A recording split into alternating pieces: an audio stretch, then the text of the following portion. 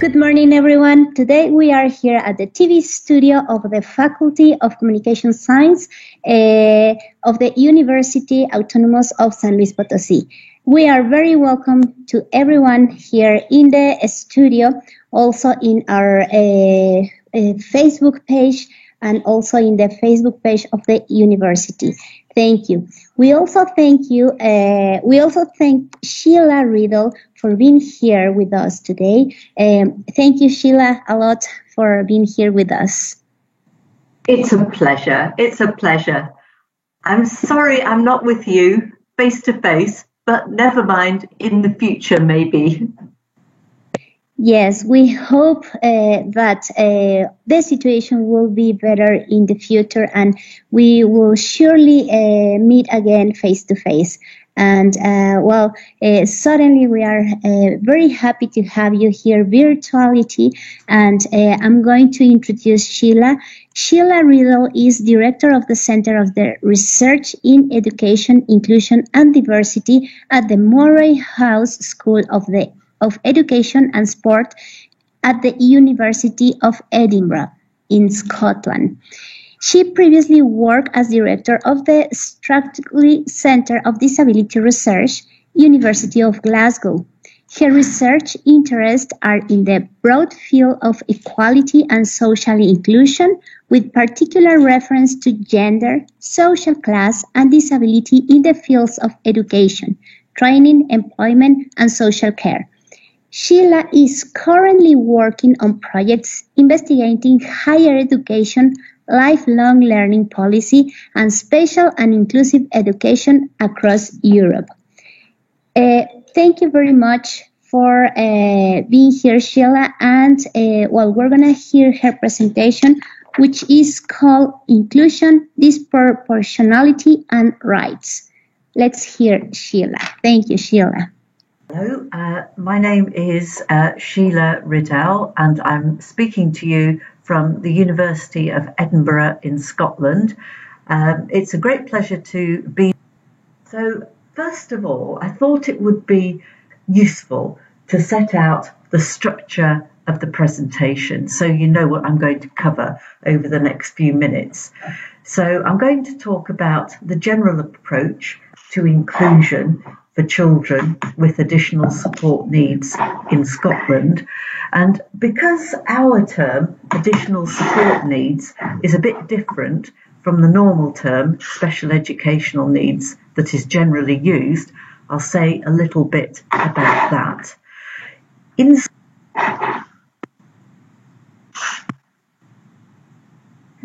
So just to talk about Scottish schooling, we in Scotland have quite a widespread comprehensive school system. That means we see our schools as schools for all children. So in the past, before the 1960s, schools were generally divided into more academic or less academic schools. But since the 1960s, the idea was that schools, both primary and secondary, should be open to all. And there is some dividing of children that happens within school, but the schools accept all the children in the neighbourhood. They're also co-educational. That means we generally don't separate out girls and boys into separate schooling systems, as happens in various other countries.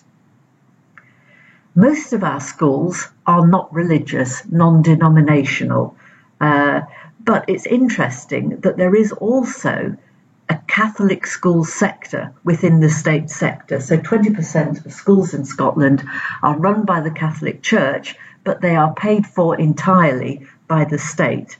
There are no fees attached to going to those schools. And about 6% of children are educated in private fee-paying schools, which are academically selective. And these are very, very expensive schools, so they're very socially selective. There are also a few private special schools for children with quite severe additional support needs, but these schools are generally paid for by the state as well. So there are some special schools and units which cater for about 1% of the total school population. In that sense, Scotland is really quite like Scandinavia. They're very similar in terms of having a low proportion of children in special segregated schools. So since 2000, there has been a presumption that all children would be educated in their local mainstream school unless very specific conditions applied. For instance, it would cost an unreasonable amount of money to make the adaptations, or there might be a risk to the child themselves or to other children, or indeed if parents wanted a different sort of education for their child. So parental choice is important in Scotland. And like many other countries throughout the Scottish school system, there are major social class differences in educational outcomes. This is because even though we have comprehensive schools, the social class of the people living in a neighbourhood has a major impact on who actually goes to particular. So to say a little bit about the concept of additional support needs. In 2004, this concept, ASN, replaced special educational needs, which have been used since the 1970s.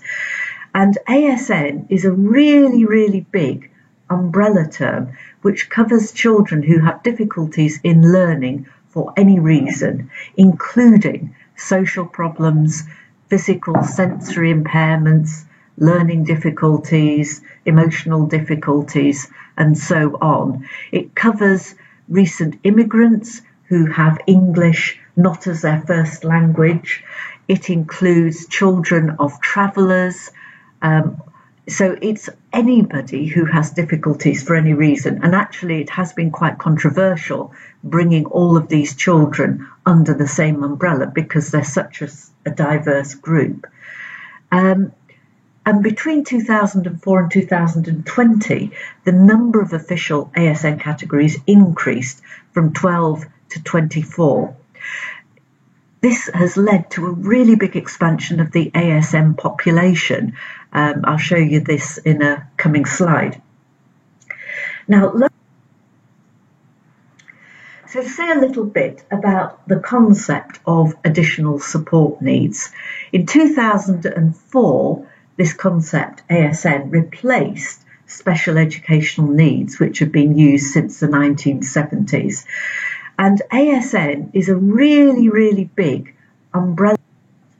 The trouble is, once the population gets to a certain level, it's almost impossible to meet those needs. So this slide here shows the expansion of the ASN population. The dotted blue line is the Scottish ASN population.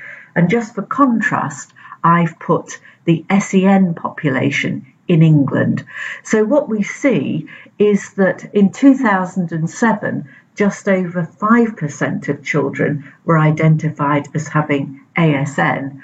By 2019, this had gone up to about 32%, and it is carrying on increasing. So in some local authorities, more than 40% of children are identified as having ASN. And the government often speaks of this as if it's a really good thing. We're identifying more and more children. But it tends to make the assumption that just putting a label on a child means that they're getting additional support. But if almost half the school population, if the line continues, is going to be identified as needing additional support, it is actually just not possible, particularly in times of squeezed public funding, to give support to that group. And the danger is that children with the most severe disabilities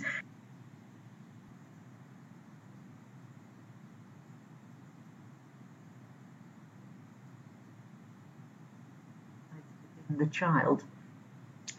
This slide is important because it shows the social divisions that I was referring to earlier. So in all categories, children from poorer backgrounds are disproportionately identified as having ASN. So here I've used SIMD, that's the Scottish Index of Multiple Deprivation, which is a postcode measure based on a number of indicators. So that's the measure that's being used here. So SIMD 1, the blue lines are the most deprived, and SIMD 5, the black and white lines, are the least deprived. And you can see pretty much in almost all cases the children who are being identified with ASN are coming from the poorer areas. It's really interesting that in the more able category, this one that is being pointed to now, you would say not surprisingly, have a disproportionate number of children from more affluent backgrounds, from wealthier backgrounds in that category. You'll see that in some categories, the difference between these two groups are much smaller. So typically we find categories like deafblind, for example, visual impairment and hearing impairment, particularly deafblind, are very finely balanced between the social class groups, very little difference. But if you look at the ones that are to do with social disadvantage, social, emotional and behavioural difficulties, for example, looked after children, substance abuse, family issues, risk of exclusion, then we're finding much bigger discrepancies between children from more or less advantaged backgrounds. And that tells you a lot about the way in which the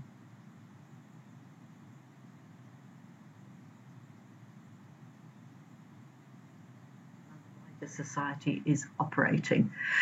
So I now want to move on to talk about what I know that you're particularly interested in, using new technologies to make reasonable adjustments. Now in Scotland, we're actually meant by law to make reasonable adjustments. We're actually discriminating on grounds of disability if we fail to make reasonable adjustments.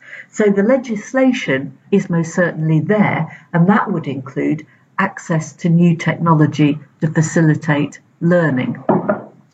So we have a whole raft of equalities in education legislation which is meant to facilitate access to new technologies.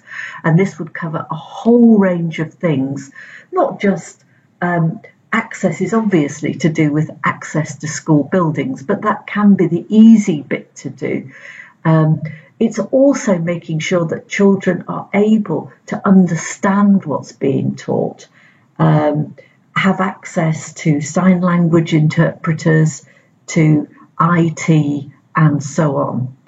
And of course, some of this provision can be quite expensive, not just in terms of the software that's required, but also in terms of the staff that are needed to make the whole thing work. If the school or the local authority fails to make these reasonable adjustments, then there can be a legal challenge by the family, or indeed now by the pupil themselves. But really, this hardly ever happens. So there is a real problem. We have great legislation, but we really don't ensure that it's actually implemented. I wanted to just show you the percentage of children with statutory support plans by types of difficulty. The statutory support plan is necessary in order to have the legal underpinning for the support to enable you to actually challenge it. And you can see that if you are deafblind, and this is really a tiny, tiny, tiny group, you are relatively likely to have a statutory support plan, though indeed less than 14% of children in this category have a statutory support plan. So you would wonder what's happening to the other 86% of children in this group. But you can see that as we get to the social issues over here, then none of these children virtually have a statutory support plan. And that's a real problem because nobody's really stopped to identify what type of extra support they need, and indeed these children would probably not be in a very good position to challenge it. It's interesting to see that English as an additional language, these children don't have statutory support plans. Children with interrupted learning, and this includes gypsy travellers, these children, and the very largest group of all, social, emotional and behavioural difficulties, hardly any of these children from very poor backgrounds have statutory support plans. So you can see the problem here. It's generally ones with learning disabilities, visual impairment, hearing impairment, and particularly deaf, blind and physical or motor impairment who have the statutory support plans, which are really in terms of making sure that the children have the supports that they need. So digital assessment, this means getting access to digital examination papers in order to enable children to participate in examinations. This is obviously very important to ensure that children have the qualifications they need for particular jobs. And the requests for the digital assessments, the examinations that are available online, have actually increased over time. We don't have the exact figures, but that's what we know from the Scottish Qualifications Agency. But interestingly, independent schools are more likely than state schools to make requests for digital assessments. So that's interesting because, again, these are the most advantaged children who are tending to get access to the technology. And you can see also that digital assessment is obviously going to be useful for some children, particularly children with visual or hearing impairments, the very small deaf-blind group, possibly children with learning disabilities or dyslexia as well. But for the majority of children with additional support needs, particularly children with social, emotional and behavioural difficulties, it probably isn't going to be particularly useful. Anyway, in the past, in examinations, children used to be given readers or scribes to work with them during the exam to make sure that they could get their answers down for them to be assessed properly. And what we can see here is that the request for readers and scribes. Readers is the red line, scribes, people doing the writing for them, is in this paler blue line. These have been going down, and it's the use of technology in exams that's been increasing. But as I've said, it's the more affluent children who are tending to get access to this type of support. So obviously, lessons from the COVID-19 pandemic need to be learned by all of us about what has happened during this massive change in all of our lives. So from late March in 2020 until mid-August, Scottish schools were closed. This happened very, very suddenly. Nobody was really expecting it. And all children were told that they had to rely on online learning. There was very little attention to children's rights at the time, although I was involved in a children's rights impact assessment, which tried to look at the impact of this sudden change to learning at home for different groups of children. And I particularly focused on children with additional support needs. So what we found from this is that children from disadvantaged backgrounds were often unable to access online learning due to lack of internet access, lack of access to digital devices, deprived home environments, unsuitable online resources. Teachers, because they were under stress at the time as well, tended to provide the same learning tools for all children, irrespective of their academic abilities. And huge variations in teacher competence in using the technology and school competence. In private schools, children were being given live lessons, but this simply didn't happen in state schools. And in poorer homes, very often the only digital device is a mobile phone. So if you have 2 or 3 children trying to learn via one mobile phone, you can see that this cannot possibly work in practice. Parents had to go out, get new computers, buy printers, all of this type of thing, which meant the children from different backgrounds had massively different experience. And myself and a colleague were writing up something about the particular experiences of children with additional support needs. What we found is that very often children were getting physical care and social care at schools as well as education, and their entire packages collapsed, so that parents, often in poor environments, were being left to manage the whole thing by themselves, resulting in huge stress for everybody and, unfortunately, higher levels of harm and risk. So just to pull all of this together, Scotland as a country has a long-standing commitment to inclusive education and to the use of new technologies in education. The commitment to inclusive education is partly because of Scotland seeing itself as a collectivist, socially aware country. It's also partly to do with geography. Most people in Scotland live in the central belt, but there is a very big rural hinterland going right up to the Highlands, where it's never been practical to put children in special schools because it would involve very long journeys.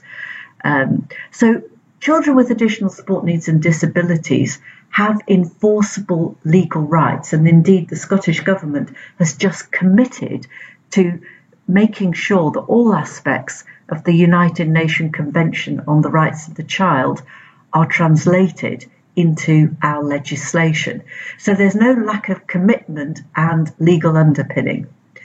We do have a growing population of children with additional support needs, but all the evidence suggests that children, partly because of this expansion, are not receiving the additional support that they need. Assessments are not being done.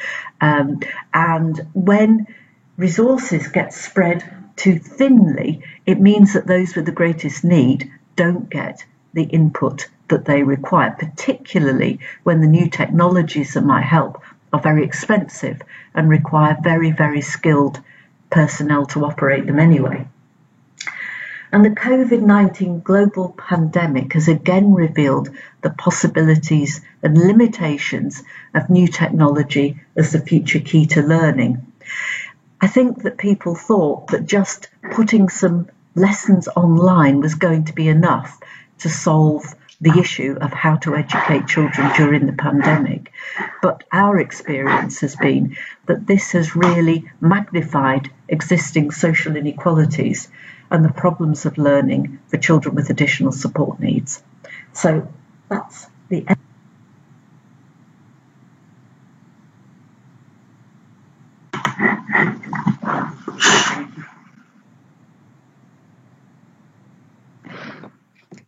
Okay, thank you so much, Sheila, for this presentation. We really enjoy it, and everything that you are saying is quite interesting, and also it's problematic that we have chased, or that we have had in, I think, in all the parts of the world. For example, here in Mexico, what you were saying, this we have similarities in these necessities in the education for people in needs, like the lack of internet, access to digital devices, the environment, the poor environment, and all these things. I think, what your last statements that this global pandemic has shown us what we can do, but also the limitations is really important. So thank you, Sheila, for this. Would you like to comment something else? Well, I think that during the talk, I tried to draw together quite a lot of different points. And in fact, it was fairly densely packed, so people can go back and listen to it again if they want to. I do think that the pandemic has been very interesting in terms of what it has shown us. Scottish schools were closed, as I said, from March through to August.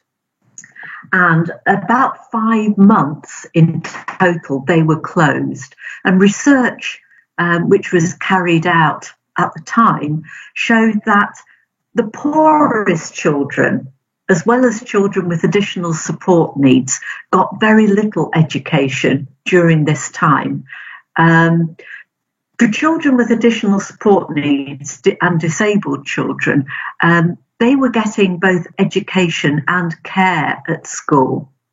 And it wasn't just education that was withdrawn, it was care as well. So that parents were left by themselves to try to provide just about everything, and the parents simply couldn't do it by themselves. They didn't have the skill, they didn't have the resources.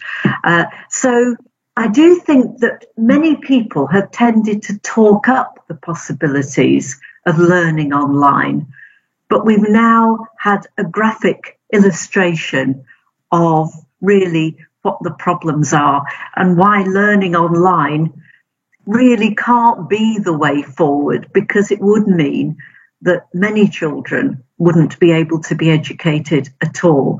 Did you broadly have the same experience in Mexico? Yes, actually, in this part, for example, in disability topic, I know the Institute of Blind People.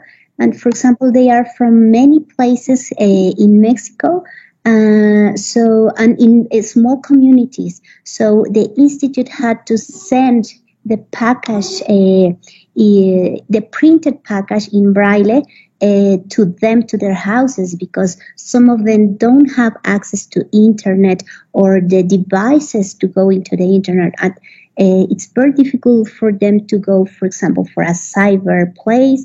And at the beginning, in March, they were closed, so they couldn't even go. So yes, we had kind of the same scenario, and not only for people with disabilities, also people with low resources.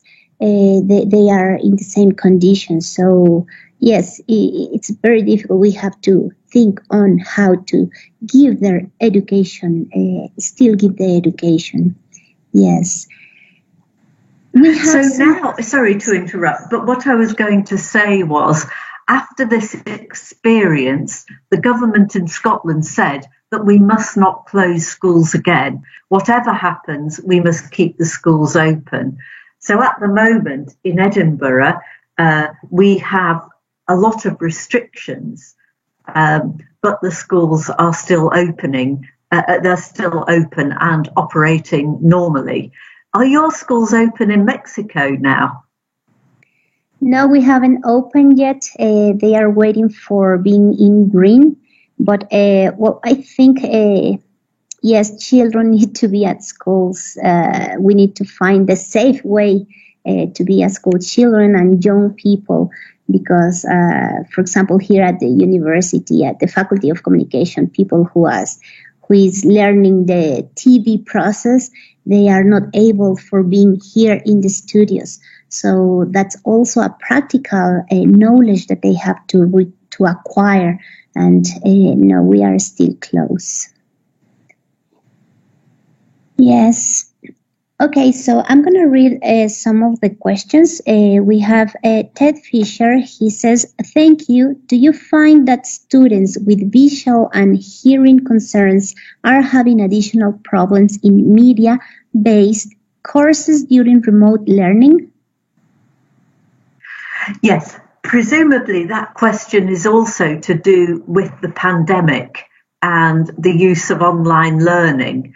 I don't think there has been any research specifically about those groups, but we do know that what teachers in mainstream schools tended to do was not to send out differentiated learning, but to actually all the stuff that was available online was very, very general material. So it was kind of aimed at the average student rather than students with specific types of difficulty.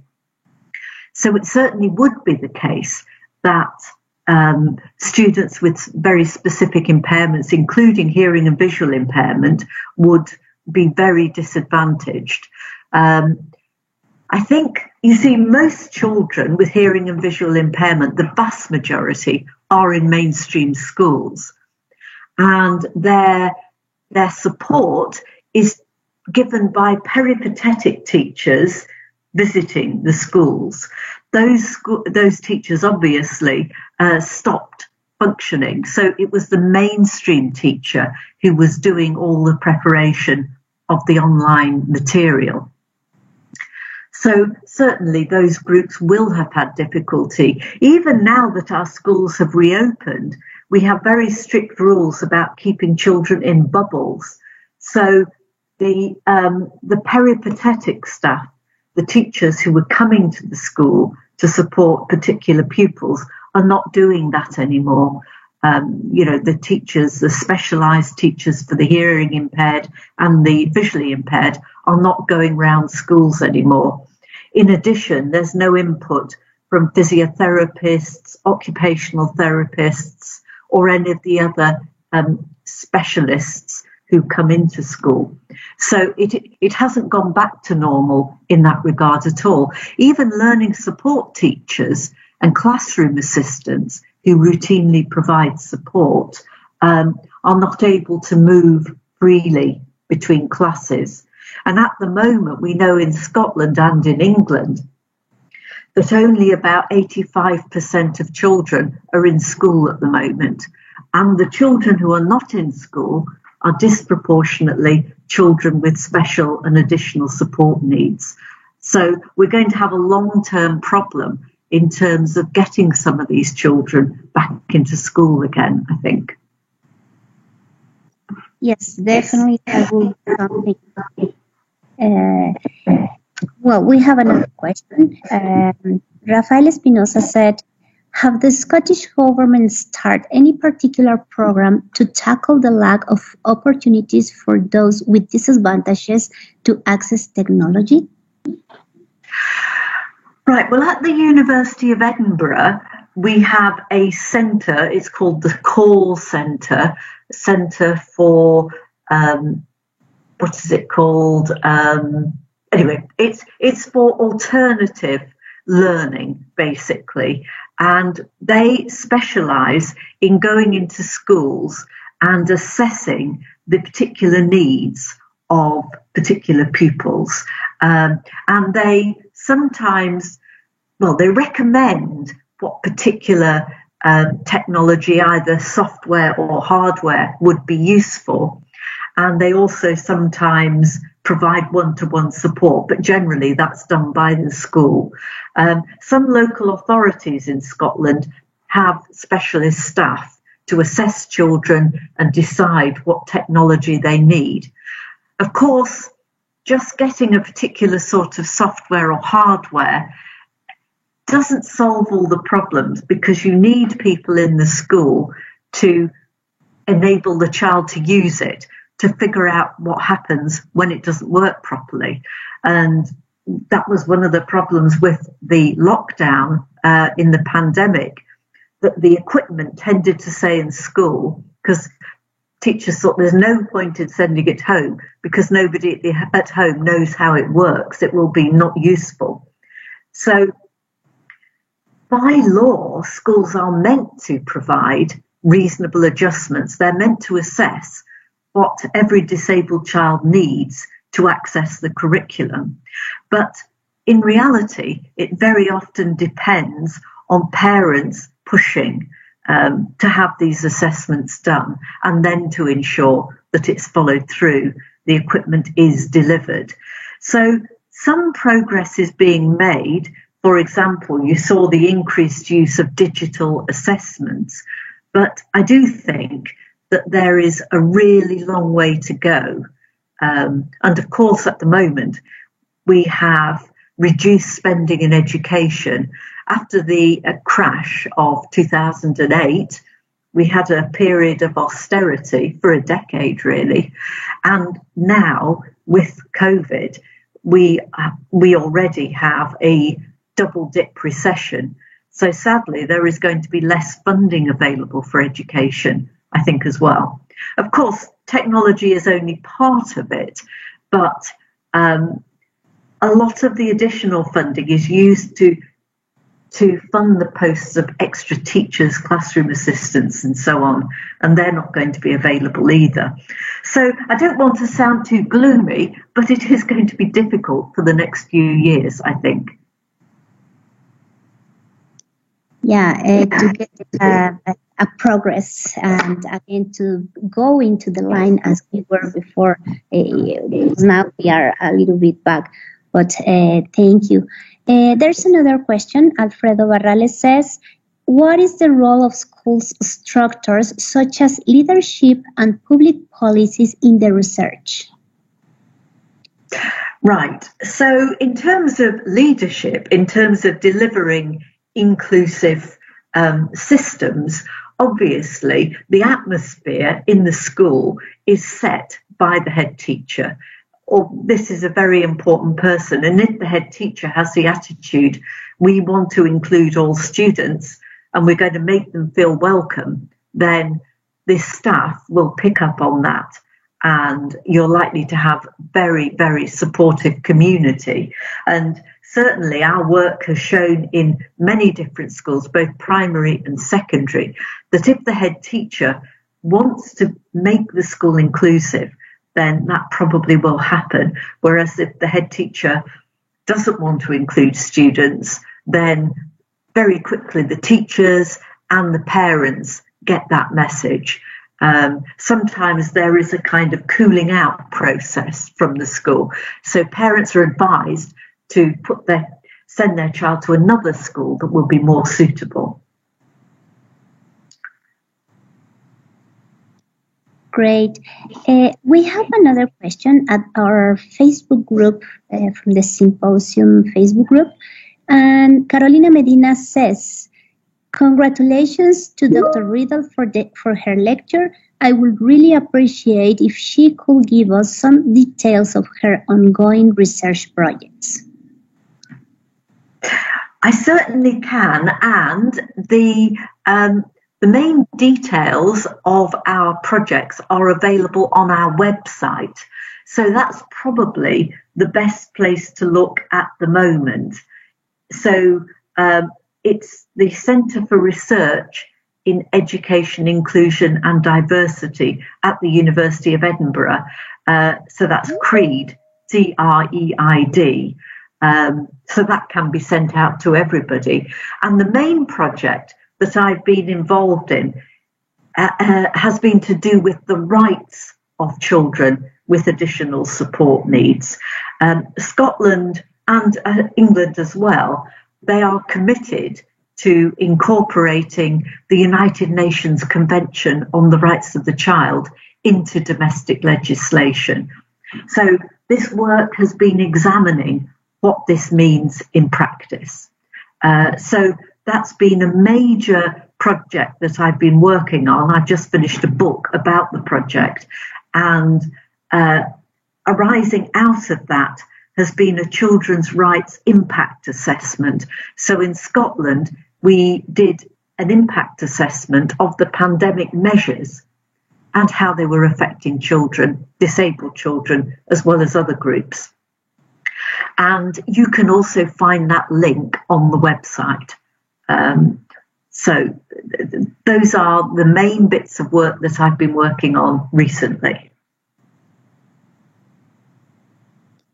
Great, and very interesting your work. We will need to read the book, so we will look at your website. Okay, so I think have any other questions in our Facebook group or in our chat. But we have many thanks. People are saying thank you for your talk, like Maria Auxilio Medina, we say hello to her. And yes, so Sheila, thank you a lot for your great talk. This is an opportunity as well for us to hear about that they are working and maybe to work together in the future to do an international research or something like that. That would be perfect. So we have another. Oh, Jennifer Scanlon is saying, great conference. Thank you very much, teacher Sheila. Okay, so if we don't have any more questions, maybe someone would like to make another question. We will wait a minute because yesterday I talked to someone and they told me while I was writing my question, you say goodbye and we couldn't write our questions. So I will give just a more. Okay, where is the question? I'm gonna get another question in my chat. Here is it. Let me download the question.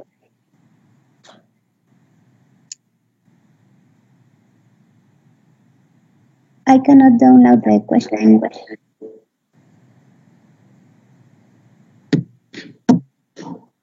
No la puedo bajar. It's coming here. Okay. Let me open it. It says, I am Alexia Luna. My question is, what strategies can you implement to prevent in the future the problem that this problem repeats if it will happen another pandemic? Okay, right. Well, of course, we hope there won't be another pandemic. I can never remember in my life anything like this happening before. But of course, it is a consequence, I think, of globalization, so it could easily happen again. Well, I don't know. I think that some of the problems are to do with us possibly, and I'm talking about the UK here. At the start, we didn't understand about this COVID virus, how it worked and who was susceptible. And as the weeks and months have gone on, we have realised that, of course, anybody can get the virus, but the people who are most likely to get very serious virus conditions are older people and also people with underlying conditions. Children do get the virus, but they generally get a very mild version of it. In Scotland, not a single child under 15 has died of the virus.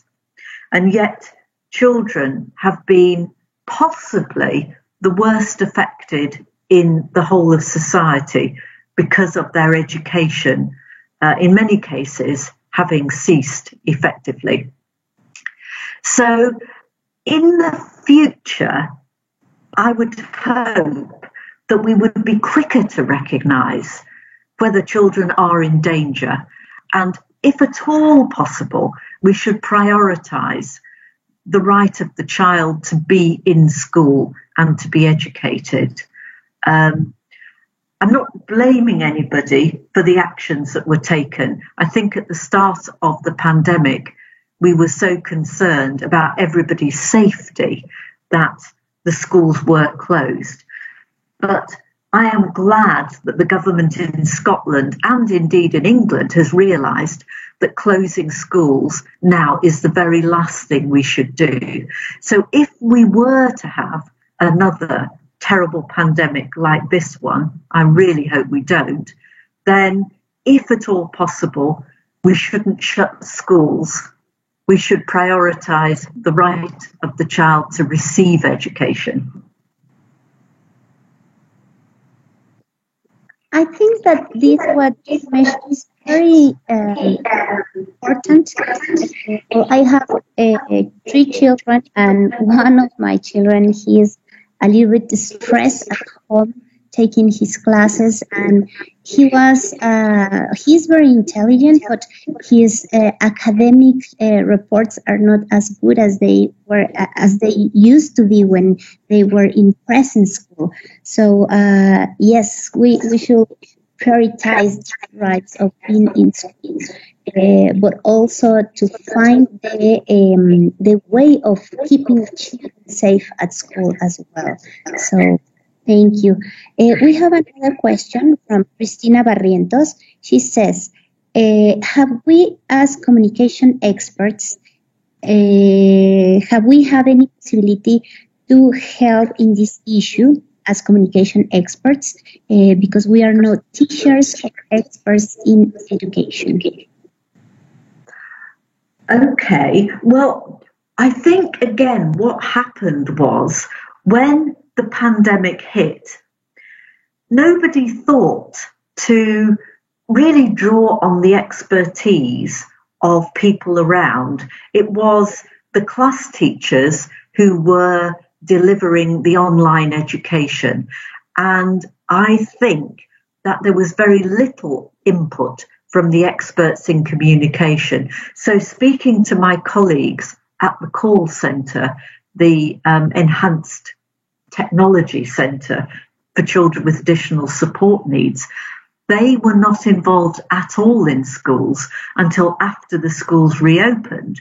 So all the expertise that normally goes into education just stopped.